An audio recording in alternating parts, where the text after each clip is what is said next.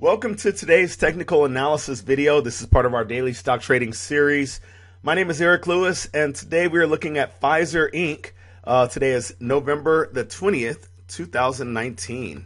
So here's a one-year chart of PFIZER, and you can see that we spent most of the year heading lower. We did have a period between mid-April and we'll call it, early July, maybe even mid-July, that we appeared to be in somewhat of an an upward trend, and then after that, kind of muddled probably on rumors in late July, mid to late July of the earnings, and then that gap moved down in late July. These gap moves are most likely earnings reports. Since then we've headed lower and been coming off of these more recent lows. With PFIZER pricing here, of course, the moving averages are out of order. So we have the 10-day, which is lower than the 20-day. The 20 is actually on top right now. The 10 is in the middle, and the 50-day is on the bottom. And so with these sort of mixed up, I call them inconclusive, because you don't know if you're going to end up having the 10-day and the 20-day heading lower to create a bearish pattern, or if the 10-day is going to pull higher on a couple of up days of price movement, and then they would be in order. So with this current setup, I just say that they're sort of inconclusive or in the middle. Here's a bigger picture though, and this is one of the exact reasons why I like to take a larger look at the stock. So now we realize we're not at the lows of this stock by any means. We're kind of in the middle, and you can see from this movement how this move down that we had, this drop that we had most recently in August, actually was sort of hit some support that we saw in early 2018. So let's look at the moving averages. Of course, I don't want to get ahead of myself. And in this chart, we have a 10-day, which is lower than the 20, which is below the 50. And not 10-day, these are weekly bars. So the 10-week is less than the 20-week and less than the 50-week. This is definitely a bearish signal, because all three moving averages are in line and less than one another. So here's a look at the Fibonacci analysis, this retracement of this last move. And I'm doing it on these are weekly bars still. And the move that we're really looking at is the one that came kind of in late 2018 and bottomed out really in August of 2019. So this downward move, we've come back from it some. You can see we've passed up the 23.6% retracement, which would have been $36.93. We touched this 38.2% retracement, but really right now we're hanging back down here around this 23.6%. And what's interesting about that is, and I pointed out in some of my other videos, oftentimes these retracement levels end up acting or becoming resistance or support. And if you follow that line across, you see that back in what would this be, in 2018, this region of $37 a share really kind of acted as resistance. And here we are seeing it in September act as resistance again. And right now it appears to be support. So that might actually change my view a little bit on this stock. The MACD, of course, on the short term is, I'm going to call this less relevant. Right now it's hard to make a prediction based on just the MACD. One strong up movement and this entire MACD will be heading back higher. Of course, with the two lines, this is I believe a 12 and 26 day moving average, exponential moving average. With these being so close to the zero line, we already had a cross back here. And with these being close to the zero line, and also with them being so close together, I really leave this more as inconclusive.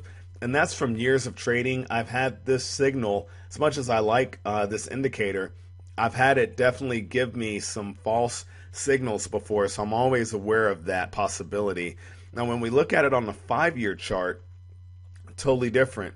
We have a recent cross in the oversold category, which the 5-year is giving a very clear bullish signal on this stock. So very interesting, bullish momentum there.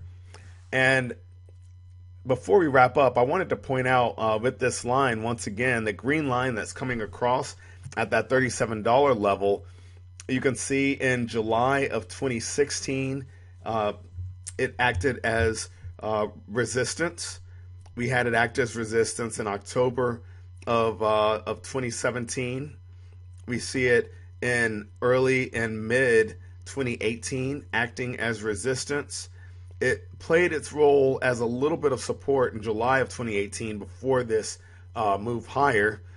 We powered right through it back here in July of 2019. In August of 2019, we see it actually playing, this is August or early September, it played a little bit of resistance again, and then we powered through it, and we are sitting right on top of it right now. And I drew in also this little bit of an upward trend that we seem to be starting. So we'll see if this stock is actually going to head higher. Right now, two things that are positive for it: this upward trend that we're sitting on right now, and the fact that we also are sitting on a line that has been a significant place of order of congestion in the past, creating both resistance and support. Since we're above it, I'm expecting it to play as support, but only time will tell. And I'm sure we'll have a very nice answer here in the next couple days of which way this stock is going to head in the coming weeks. So overall, PFIZER stock has been trading higher coming off of 12-month lows, and the moving averages for the 1 year are out of order, but the 5-year moving averages are actually in line for a bearish price.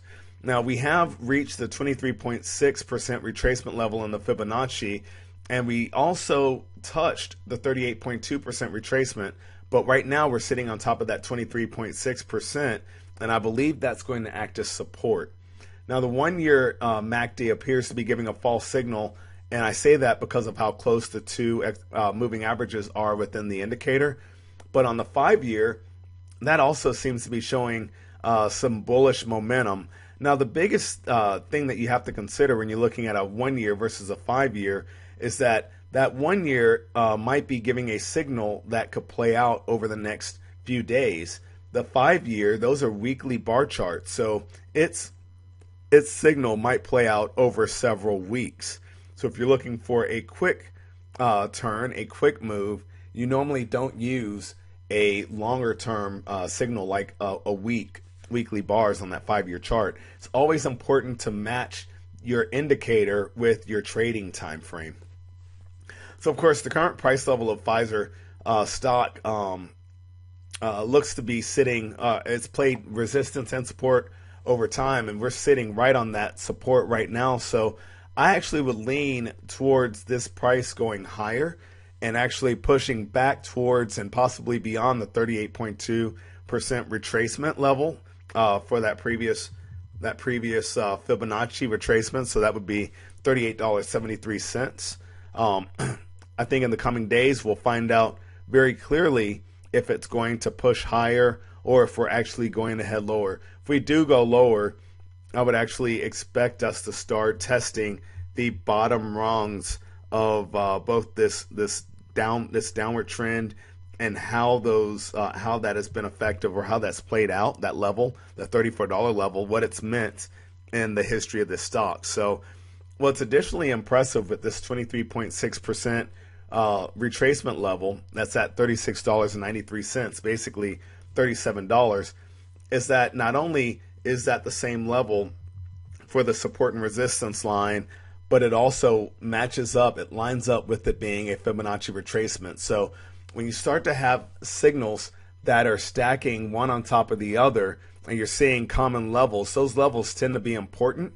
And I'm expecting that, because we're higher than it right now, and have managed to stay higher, stay above it for a few days, actually for a few days, I would expect us to stay higher and possibly push higher in the stock. So that's it for this video. Thank you again so much for watching. Please subscribe to the video and or subscribe to the channel so that you're alerted when I make these new videos every day. Thanks so much for listening. Feel free to share it with friends. Take care. Have an amazing week. Happy trading.